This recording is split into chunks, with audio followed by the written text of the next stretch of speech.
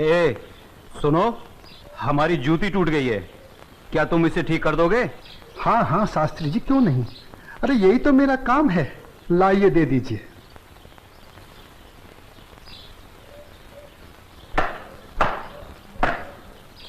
लीजिए शास्त्री जी, आपकी जूती ठीक हो गई। कितने पैसे हुए? जो मन करे दे दीजिए। ये लो। शास्त्री जी, पूरा ना मानो तो एक बात पूछूं? जो पूछना है जल्दी पूछो, हमारे पास समय नहीं है। आप लोग इतनी सुबह सुबह कहाँ जा रहे हैं? आज पूर्णिमा है, इसीलिए हम सब लोग गंगा स्नान करने जा रहे हैं। गंगा माँ के चरणों में दान पुण्य करके उनका आशीर्वाद प्राप्त करेंगे। परंतु तुम ये सब क्यों पूछ रहे हो? आप लोगों को देखकर मेरे मन में ख्याल आया था कि आप लोग जरूर किसी शुभ कार्य के लिए जा रहे हैं। अगर आप लोग मेरा भी एक काम कर दें तो आपकी बड़ी मेहरबानी होगी। करने योग्य होगा तो अवश्य करेंगे। जल्दी बताओ क्या काम है? शास्त्री जी, आज बड़ा शुभ दिन है और आज के दिन मैं भी चाहता हूँ कि कुछ दान पुण्य करके गंगा माई का आशीर्वाद प्राप्त करूँ।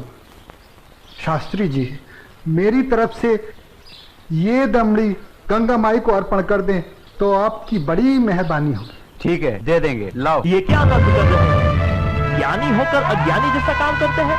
क्यों, क्या हुआ?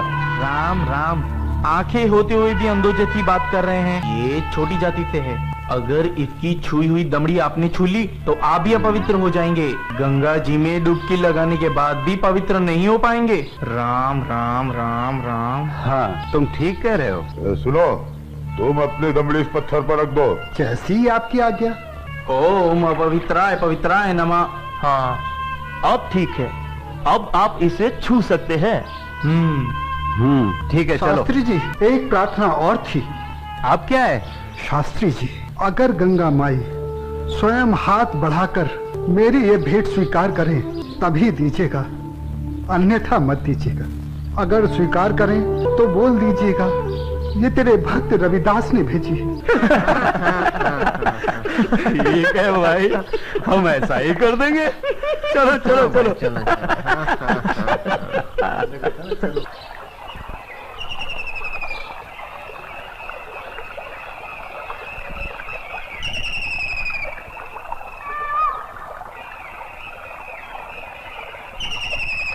जय हो गंगा मैया की। हे माँ, तू अपनी कृपा सदा हम पे बनाए रखना माँ। यदि हमसे कोई पाप हो जाए तो अपने इस पावन जल से उसे धो डालना माँ। हे माँ, तू अपनी शरण में हमें सदा रखना माँ। जय हो गंगा मैया। अरे मित्र, आप कुछ भूल रहे हैं। क्या? अरे वही शूद्र जिसे आपने अपनी जूती ठीक करवाई थी, उसकी दी हुई दमड़ी। अरे उसने कहा था कि स्वयं गंगा माता हाथों से स्वीकार करे तो देना, अन्यथा नहीं। पागल कहीं का। अरे भाई, याद आया याद आया। यही दमड़ी ना? हाँ हाँ हाँ। हे गंगा मैया, ये दमड़ी उस शुद्ध रविदास ने आपको भेंट करने के लिए दी है और ये भी कहा है यदि आप स्वयं अपने हाथों से इसे स्वीकार करें तो ही हम आपको दें। जय हो गंगा मैया। अरे गुरुजी, आप भी क्या उस शूद्र की बातों में आ गए? भला ऐसा भी कहीं हो सकता है कि स्वयं गंगा माँ अपने हाथों से उस शूद्र की भेंट स्वीकार करे? अरे जब हम लोग शूद्र की दी हुई चीज नहीं लेते तो ये गंगा मैया कैसे लेंगी? मैं एक काम करता हूँ, ये दमड़ी मैं अपने पास रख लेता हूँ। मेरा आने और जाने का खर्चा निकल जाएगा। आज दान और पुण्य में बहुत खर्चा हो गया है। ठीक है भाई, इस दमड़ी को तुम ही रख लो। अब चले? चलो भाइयों। ठहरो, इधर लाओ। मेरे भक्त रविदास की दी हुई भेंट मुझे दे दो। मैं अपने भक्त की भेंट स्वीकार करती हूँ। मैं अपने भक्त की भक्ति से बहुत प्रसन्न हूँ। लाओ, वो दमड़ी मुझे दे दो।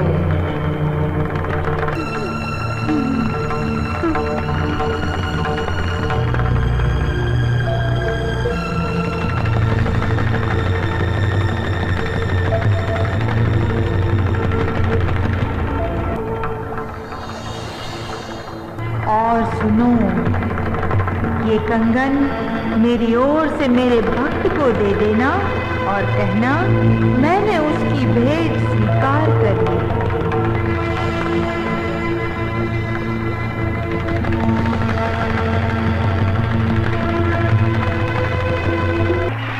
चलो भाई, चलो यहाँ से जल्दी चलो।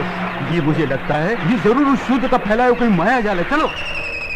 गुरुजी, हमारी आंखों ने जो देखा और हमारी कानों ने जो सुना, क्या वो सच था? वो तो एकदम सच था, किंतु ये बिल्कुल सच नहीं था कि गंगा माँ ने स्वयं अपने हाथों से उस शूद्र रविदास की भेंट स्वीकार की। और मुझे तो लगता है ये शूद्र रविदास कोई बहुत बड़ा मायावी है। हाँ, मुझे भी यही लगता है। मैं अपनी आंखों और कानों पर अभी तक विश्वास नहीं कर पा रहा हूँ। परंतु एक बात मेरी समझ में नहीं आ रही कि इस तरह के मायावी चमत्कार दिखाकर उस शूद्र रविदास को क्या प्राप्त होगा? प्रसिद्धि। हाँ हाँ, प्रसिद्धि। वो यही चाहता है कि हम उसके इस माया जाल को चमत्कार समझें। तो आगे की कहानी मेरी पूरी तरह से समझ में आ गई। वो शूद्र यही चाहता है कि उसके इस चमत्कार की चर्चा हम पूरे राज्य में करें, जिससे राज्य के भोले भाले लोग उसे गंगा माँ का सच्चा भक्त समझकर उसकी पूजा करने लगे। आप बिल्कुल सही कह रहे हैं। लेकिन इस कंगन का क्या करें? अरे करना क्या है, दे देते हो शूद्र को। राम राम, कैसी मूर्खों जैसी बातें कर रहे हैं। ऐसा करते हैं, इस कंगन को महाराज के पास लेके चलते हैं। वो जरूर हमें इस कंगन के बदले में उचित इनाम देंगे। हाँ, यही ठीक रहेगा। तो चलो महाराज के पास चलते हैं। लेकिन उस रविदास के बच्चे से क्या कहेंगे हम? अरे हम उसके घर के सामने से ही नहीं जाएंगे। हाँ, बिल्कुल ठीक है। और वो इतना अंतर्यामी तो है नहीं। अरे उससे तो पता भी नहीं चलेगा कि गंगा माँ ने उससे देने के लिए कोई कंगन दिया भी है या नहीं।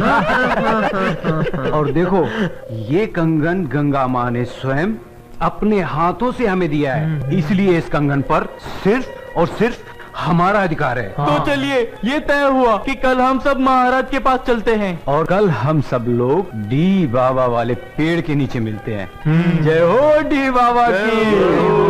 नहीं विश्वनाथ जी अभी तक क्यों नहीं आए? मुझे तो लगता है कि इनाम के बारे में सोचकर गुरुजी सारी रात सोए ही नहीं होंगे। तो आ गए विश्वनाथ जी, देर से आए पर दुरुस्त आए। क्या बात है भाइयों, आप लोग रात को घर नहीं गए क्या? अगर घर चले जाते तो धनवान कैसे बनते। चलिए जरा जल्दी चलिए, हमें राजमहल पहुंचने में कहीं देर ना हो जाए। चलिए चलिए।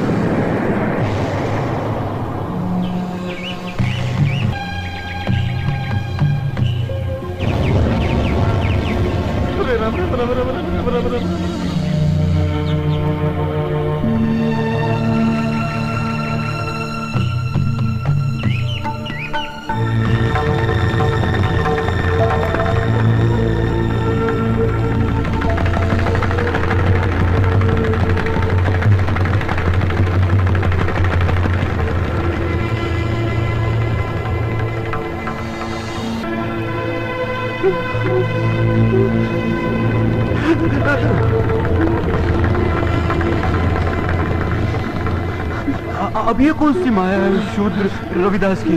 गुरुजी, इस पर ध्यान मत दीजिए, पतली गली पकड़िए और निकल लीजिए। हाँ हाँ, चलो, शाही बाग तक तो आ गए। गुरुजी, आप ये बार बार पीछे मुड़कर क्या देख रहे हैं? कुछ नहीं, मैं तो देख रहा था अपने वो गुरु हरिशंकर जी कहाँ रह गए। लगता है वो डर गए और घर गए। डरपोक कहीं का।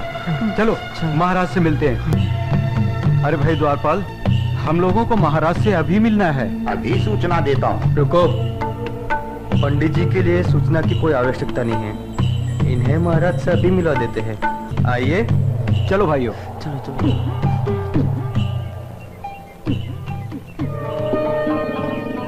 महाराज महारानी की जय हो। महाराज, पंडित विश्वनाथ जी आपसे मिलने आए हैं। ठीक है, आने दो। जो आज्ञा महाराज।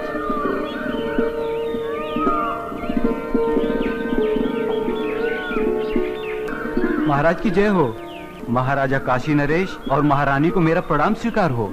आप लोग हमसे इतनी सुबह सुबह क्यों मिलना चाहते हैं? महाराज मैं बताता हूँ। हमें हमारी वर्षों की भक्ति से जो फल प्राप्त हुआ है वो हम आपको भेंट करना चाहते हैं। वर्षों की भक्ति का फल?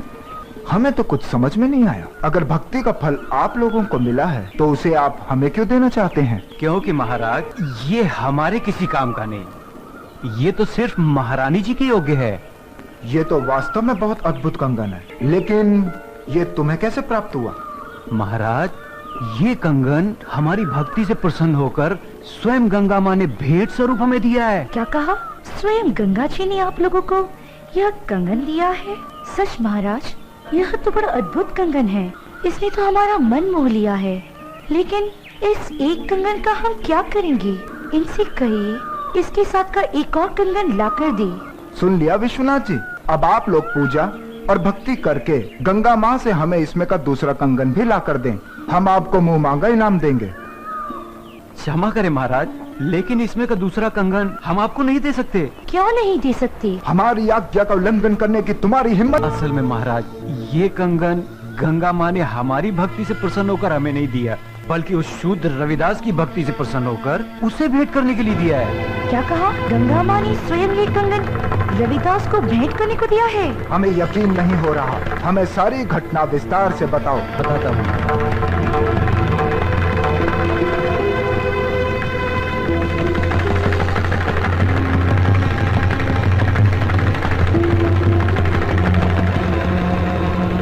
महाराज हमने सोचा कि वो शूद्र रविदास इस सोने के कंगन का क्या करेगा, और बस इनाम पाने के चक्कर में इसे लेकर आपके पास चले आए। ये तो बहुत बड़ा चमत्कार हो गया। ऐसा तो आज तक कभी सुनने में नहीं आया। कल हम स्वयं रविदास जी से मिलने उनके घर चलेंगे और आप सबको भी हमारे साथ वहाँ चलना होगा।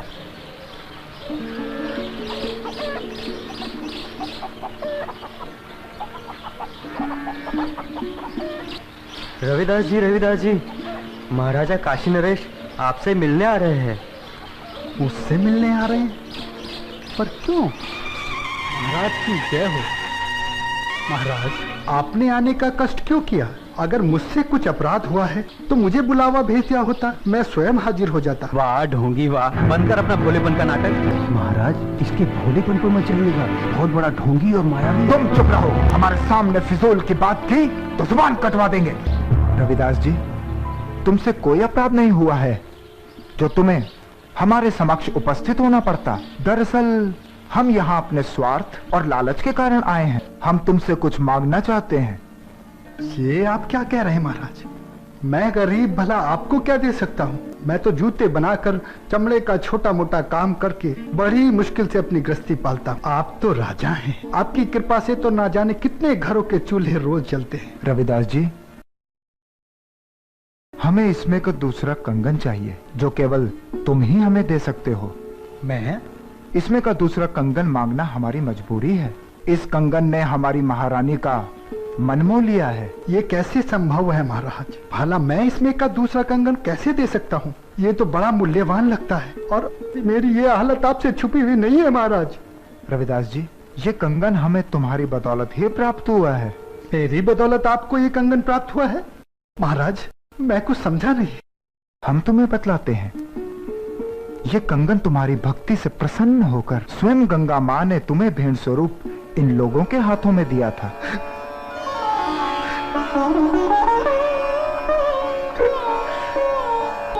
आप सच कह रहे हैं ना महाराज? क्या गंगा माई ने मेरी भेंट स्वीकार कर मेरी भक्ति से प्रसन्न होकर ये कंगन भेंट स्वरूप मुझे प्रदान किया था? तेरा लाख लाख शुक्र है गंगा माँ। तेरे इस आशीर्वाद से तेरा ये रविदास भक्त तुल्य हो गया माँ, तुल्य हो गया। बंद कर अपनी ये नौटंकी। ये तो सब तेरा रचाया हुआ माया जाल है। मैं भला ऐसा किस लिए करूँगा? प्रसिद्धि पाने के लिए। ठहरा छोटी जाति का, तेरा समाज में कोई महत्व तो है नहीं। बस यही सोचकर तूने मायावी चमत्कार किए होंगे ताकि तेरा और तेरी जाति का समाज में कुछ सम्मान हो सके। परंतु तेरा ये सपना कभी पूरा नहीं होगा। अगर तू सचमुच में गंगा माँ का सच्चा भक्त है तो गंगा माँ से दूसरा कंगन इसमें का मंगा ले और महाराज को दे दे। गुरुजी, मायावी चमत्कार एक आध बार होते हैं, बार बार नहीं। महाराज चलिए यहाँ से, यहाँ आपको कुछ हासिल नहीं होने वाला। मैं चमत्कार दिखाने और देखने के पक्ष में नहीं हूँ। मैं तो सिर्फ इतना जानता हूँ कि प्रभु की भक्ति सच्चे मन और पवित्र आत्मा से की जाती है। किसी की भक्ति को नीचा दिखाकर अपने को बड़ा साबित करना, ये प्रभु के भक्तों को शोभा नहीं देता। तू हमें उपदेश मत दे। तू सचमुच में ही इतना बड़ा भक्त है तो चल गंगा के तट पर और कर दे महाराज की इच्छा पूरी।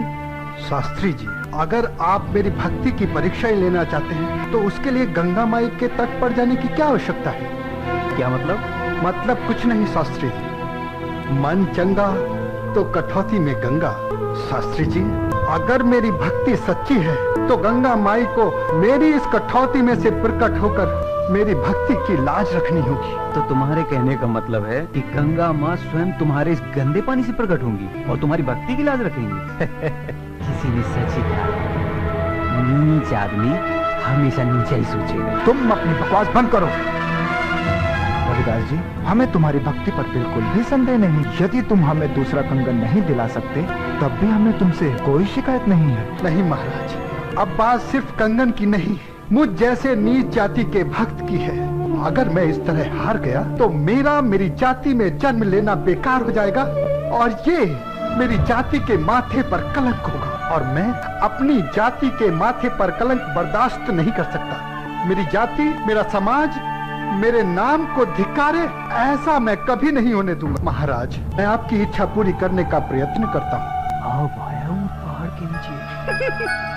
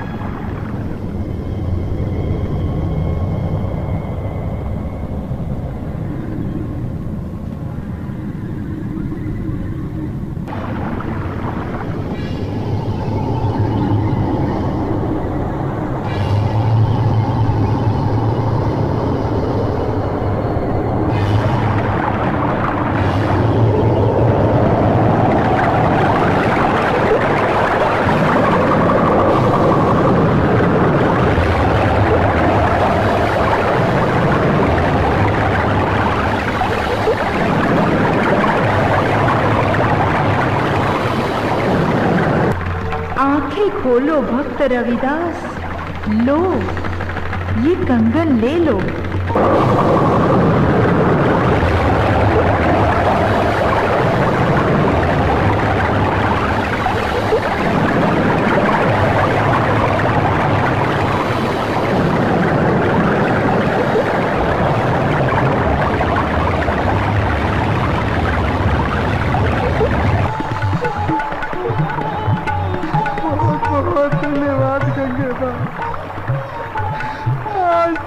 छोटी जाति को और छोटा होने से बचा लिया माँ। तूने मेरी लाज रख ली वरना तेरा ये भक्त रविदास आज किसी को मुंह दिखाने के काबिल न रहता माँ।